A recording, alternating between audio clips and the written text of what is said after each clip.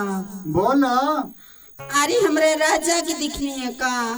अरे तोरे राजा तो गजबे बने हो। कैसन हो? अरे देखली वही पिुआ मोड़े पर 4-5 गो बंटी बबली लेके बैठल रहा। का हाँ सही कहता नहीं। अरे हम देखलिए भाई उधर से आवत रही तो का करे रहुए ना हमार बियाह करौले बानी ऐसन मुंह फुकौना मिलल बा हमरा के। अरे तो पहले ना न पियत रहे अब न पिए लगा। रोज रोज पी पी के आवत हमार तो मत ही खराब कर दिले बा, हमार किस्मते खराब हो गइल बा। अच्छा देखा ऐबे करी अवते होई। चलत है जो तानी मेरी माई तो रोज पी के आवता हो रोज।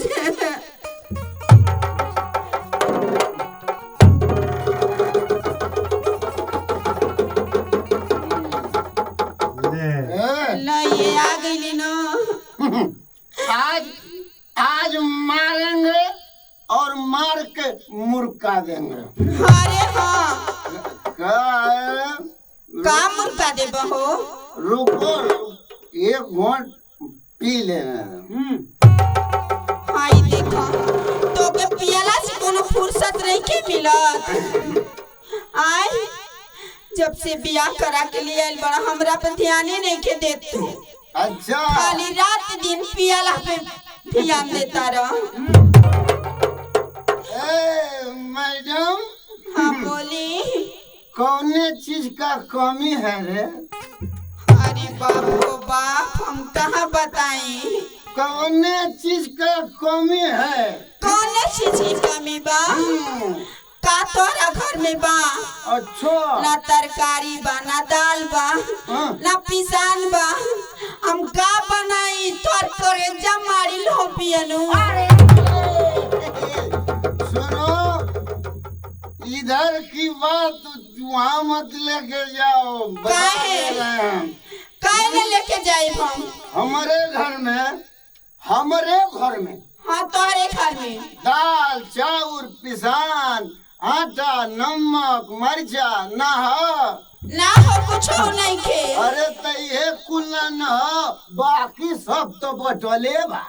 हाल बतावाई मास्टर साहब एकरा घर में का बा का हम बनाया कह के पूरे के देई।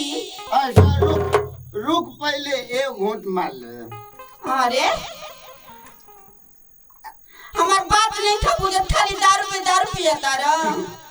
आज 4 गो गेदी गेदा पैदा कैले बड़ा कहाँ रही है से? अच्छा वाली की चिंता नहीं खे। ए पंचे ये सब झूठ बोलती है। हमारे कोनो चीज का कमी नहीं खे ना। हमारे 54 बीघा रेड़े का खेती है। अच्छा ये बने नहीं 27 बीघा में मोथा जामेला। मोथा हाँ 28 बीघा पड़ती है।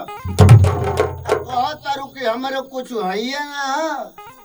बाप रे बाप का करे तोर मोथा लेके आ तोर जवन बोले बड़ा कोनो कामे के नहीं खस। बीघा देख ले हो। अरे वही मोथा का चौथा बना के दे जाए के। अरे हमार बीघा देख ले हो। कहाँ तोर बिगहा बा? अच्छा बीघा देखबू तनिको फूटिल कौड़ी जौन कहाँ लाऊ नहीं के घर में। हम का लियाई का बनाए का खियाई 4 गो गेदी के दादन मोइले बड़ा काहे खातिर। अब बता दे रहे हैं मैडम बहुत ऊंची बात बोल रही। हाय देख हमारा बीघा नहीं देखी है का? नहीं बीघा देखबू। देखा तो तनी आज हम देख ली तोर बिगहा। अच्छा रुक जा। कोई पीछे पीछे आवा चल आवा। कहाँ लिया जेबा पीछे पीछे? आवा हमार बीघा देखा आवा चलो आवा।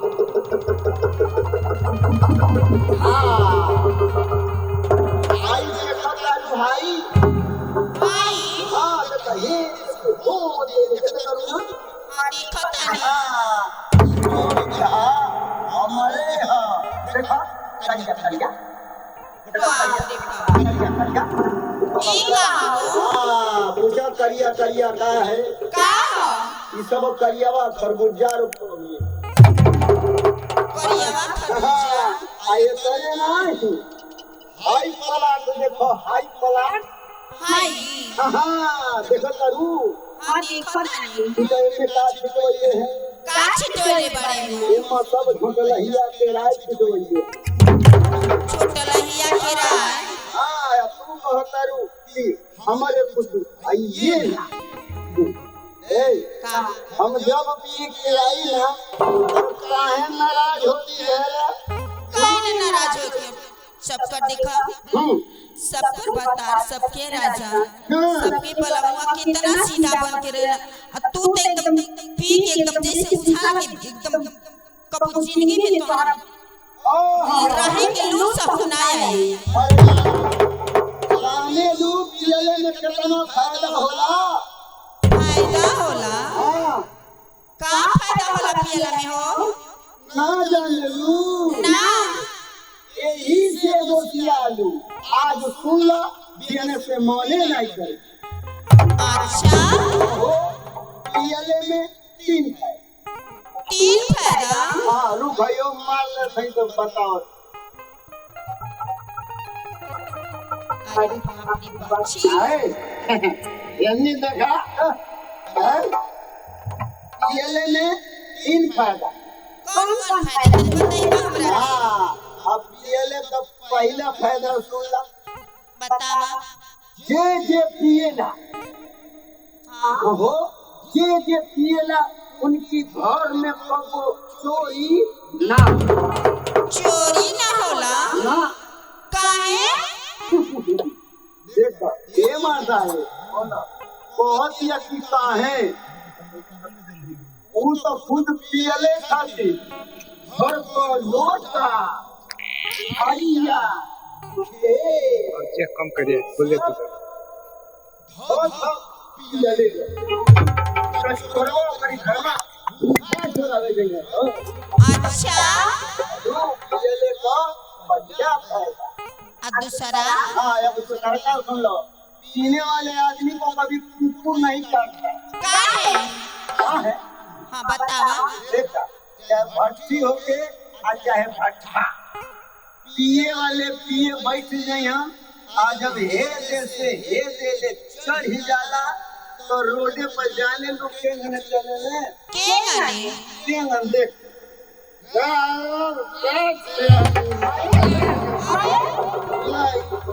ये बगल से वो बगल से वो देखो दुनिया को तो बहुत अरे बाप ये तो हम खुद से बड़ी जान हां तो देखे में तू लगबे करेला कुकुर अब ये ले कर सरकार फायदा सुन लो हां बतावा तो ये ले कर सरकार फायदा पीने वाला आदमी कभी बुढ़ा नहीं आय ये अंदर की बात है मैडम अंदर की जैसे कलेजा फेफड़ा गुर्दा किडनी ये सब अंदर की बात पीने वाला आदमी बुढ़ा काहे नहीं होता है काहे नहीं काहे को जवानी में मर जाता है तो ये फायदा बा हाँ तो हम तो सोचते बानी कि तुम मर जा तुम मर जाए लो पियलू हम तो ये मास्टरे के रह जाए आज होगा बवाल बवाल लेकिन सही अच्छा है जब बजाइए जरा तो आप लोग बाजा वाले हैं आप लोग काहे बड़ा जैसे बुझाता तिलक चढ़ावे अच्छा आप लोग बाजा बजाते हैं बाजा बाजा बाजा भीख मांग लो दिमाग खराब है ये लोग बजावेला बजवाना आज आज देखत होई कि आई बा लोग रे बजावे खातिर राड़ा भैया हां हां बजावे ले हो नहीं इनको तो मुंह देखो देखता नहीं उनके घर रोज नहीं बनावता रहा हाँ अभी देखो मैं फिर आ रहा ए कहां जाता रहा अभी आ रहा कहां जा रहा अरे आ रहा है ए हमारा राजा